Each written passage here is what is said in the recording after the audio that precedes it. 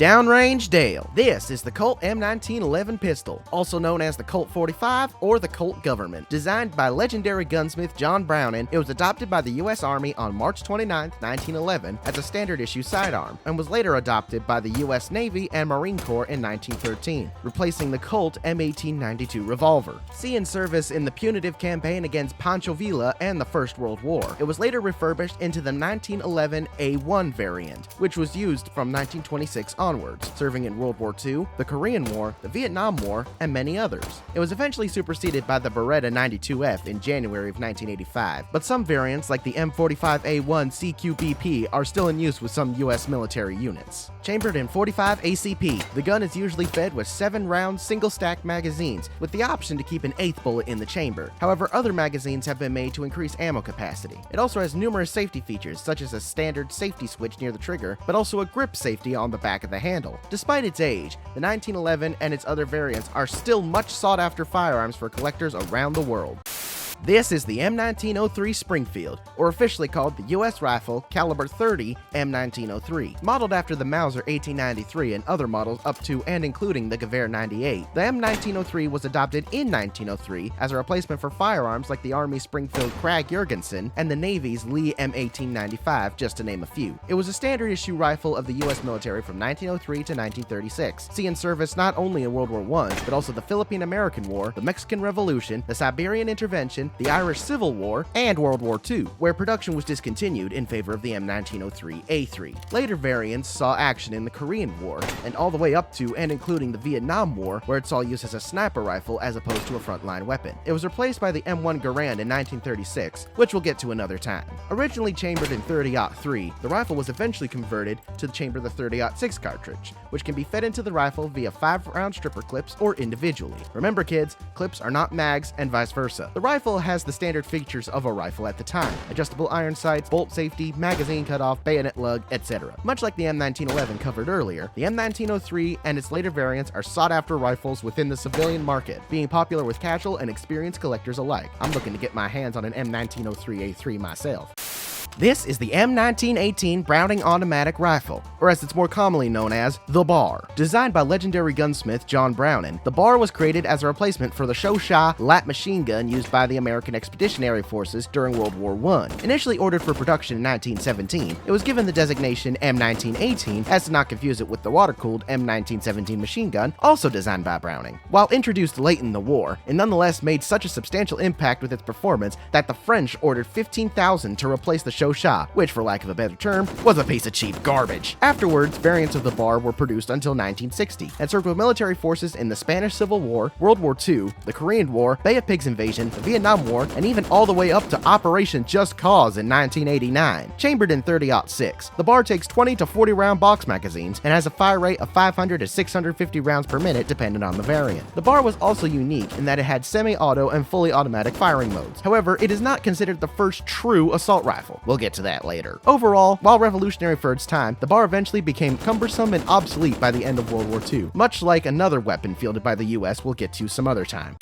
This is the Winchester Model 1897, or more commonly known as the M97, or trench gun. Designed by legendary gunsmith John Browning, this pump-action beauty was introduced to the civilian market in November of 1897. Over time, this weapon became the most popular shotgun in America. It first saw use during the Philippine-American War of 1899, and also served alongside its M1911 cousin in the punitive campaign against Pancho Villa. When America entered the First World War, the M97 received a refit and became the M1917 trench gun. It was so deadly, in fact, that the German Empire wanted it banned from war because it was too destructive, even though they've been using chemical weapons since 1915. The M97 saw use all the way up to the Vietnam War, where it was eventually phased out. Chambered in 12 or 16 gauge shells, the weapon could store 5 shells in the tube while sneaking a 6th one in the chamber upon reloading, as demonstrated here. Since this shotgun lacked a trigger disconnector, the soldiers could rack the slide back and forth and fire off all their shells in rapid order while holding down the trigger, much like a crude machine gun. This method is called slam firing and was put to great effect in the trenches of World War I. Overall, the M1897 was a groundbreaking shotgun for the time and is considered the first successful pump-action shotgun in the world.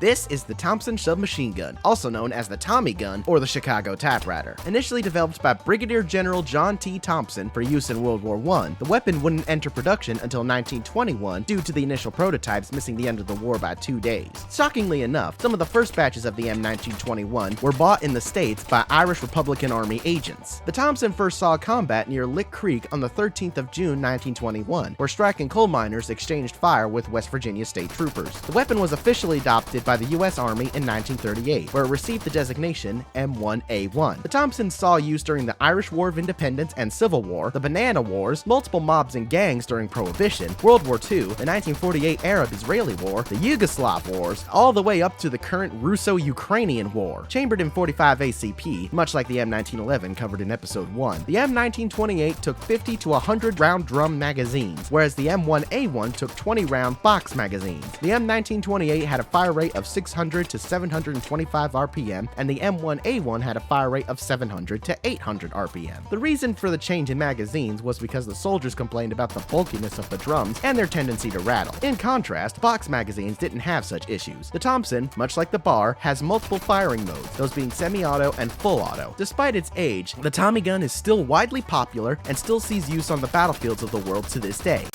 This is the M2 Browning, also known as the Ma Deuce. This variant is actually called the Tombstone, and it was the only one I could get my hands on. Designed by legendary gunsmith John Browning, man, that guy has appeared a lot. The M2 is very similar in design to Browning's other machine gun, the M1919. Browning unfortunately passed away in 1926 before the gun was formally adopted by the US military in 1933. However, this weapon defines his legacy in the fact that the weapon is still in use with the US military and other militaries around the world. It's seen combat from World War II to the Korean War, the Vietnam War, the Yugoslav Wars, the War on Terror, and even the ongoing Russo-Ukrainian War. Chambered in 50 BMG, the Ma Deuce is a belt-fed machine gun that has a fire rate of 450 to 600 rounds per minute. Despite the footage shown, the M2 is not a handheld weapon. It's usually mounted on tripods or vehicles. Fun fact, the longest sniper shot initially held by Gunnery Sergeant Carlos Hathcock used an M2 Browning as a sniper rifle, achieving a confirmed kill at 2,500 yards or 2,286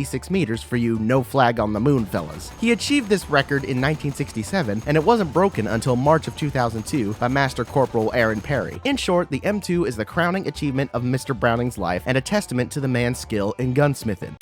This is the M1 Garand, or officially known as the U.S. rifle Caliber 30 M1. Initially designed by John Garand, the rifle would see testing throughout the 1920s until officially being adopted in 1936, replacing the M1903 Springfield covered earlier. The rifle saw combat in World War II as well as the Korean War. However, its official use as a standard issue rifle ended in 1958 with the introduction of the M14 rifle. The full changeover of the rifles wasn't completed until 1965. The rifle still sees ceremonial usage in the United States and other allied nations like Turkey, Japan, or Taiwan, as well as seeing use by insurgents in multiple conflicts in the Middle East and Asia to this day. Chambered in the 30-06 cartridge, the M1 takes 8-round end-block clips and was the first standard-issue semi-automatic weapon in the world. It's most commonly known for the iconic ping sound the rifle makes when ejecting an empty clip. A myth is even spread around that German soldiers would wait to hear the ping of a Garand before attacking an American position. This, however, is not true. Another common thing to happen was for soldiers to be rather careless when reloading and would get their thumb stuck in the mechanism when pushing down on the clip. This is called Garand thumb. Overall, the M1 Garand was a revolutionary design that paved the way for more modern rifles, and some even consider it the grandfather of the AK-47, but we'll get to that another time.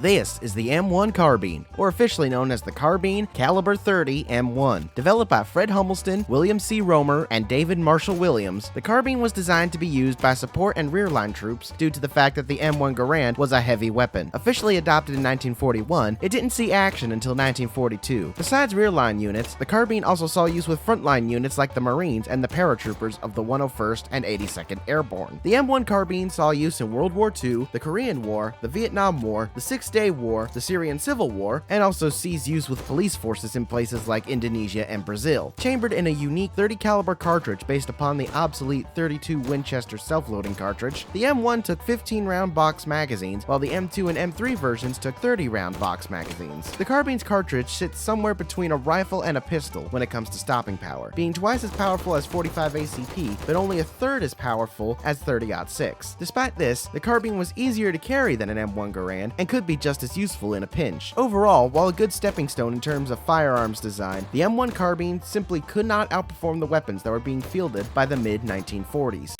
This is the M3 submachine gun, or more commonly known as the grease gun. Designed by George Hyde, the M3 was designed to be a cheaper and less bulky alternative to the Thompson submachine gun. Adopted by the US military in 1942, it was primarily issued to tank crews and rear-line units like artillery crews. It first saw action in World War II, but has gone on to see fighting in the Korean War, the Vietnam War, the Rhodesian-Bush War, the Soviet-Afghan War, the Iran-Iraq War, and still sees use with Philippine Special Forces to this day. Chambered in 45 ACP, the M3 took 30 to 32 round box magazines and had a fire rate of 450 rounds per minute, which is rather slow for a submachine gun. The construction of the weapon is very similar to that of the Sten gun in that it's an all-sheet metal construction and easy to produce. The only complex mechanism was the bolt. Remarkably reliable for its cheap design, the grease gun has gone on to receive praise for not only gun enthusiasts, but the crews that use them. Overall, the M3 was meant to be a stopgap solution, but has since gone on to become something more than initially planned. This is the M1 bazooka, also known as the stovepipe. Designed by Edward Ewell, the bazooka was adopted by the US military in 1942. The term bazooka actually comes from Bob Burns, who had a musical instrument he called a bazooka. The M1 was given that name due to the vague resemblance to it. The bazooka saw use in World War II, the Korean War, the Vietnam War, the Portuguese Colonial War, the Yom Kippur War, and the Falklands War. There are claims that the bazooka still sees use with insurgents around the world, but that's disputed at best. Loaded using unguided rockets, the bazooka usually had a crew of 2 to operate effectively. However, lone soldiers have been known to load and fire the weapon single-handedly in times of crisis. Even though it's a rocket launcher, the most effective range against armored vehicles is about 30 yards, according to General George S. Patton. A famous example of the bazooka's use in combat was by Major Charles Bazooka Charlie Carpenter's L4 Grasshopper, which was outfitted with bazookas under each wing. Despite this, the bazooka was not as effective as the Panzerschreck, which was used as the basis for upgrades for the bazooka. Overall, while an effective weapon at the time, the bazooka was a crucial building block on the way to more effective rocket launchers, like the M72 Law, which we may cover some other time. Thanks for tuning in to Season 1. Don't forget to like and subscribe for the next season of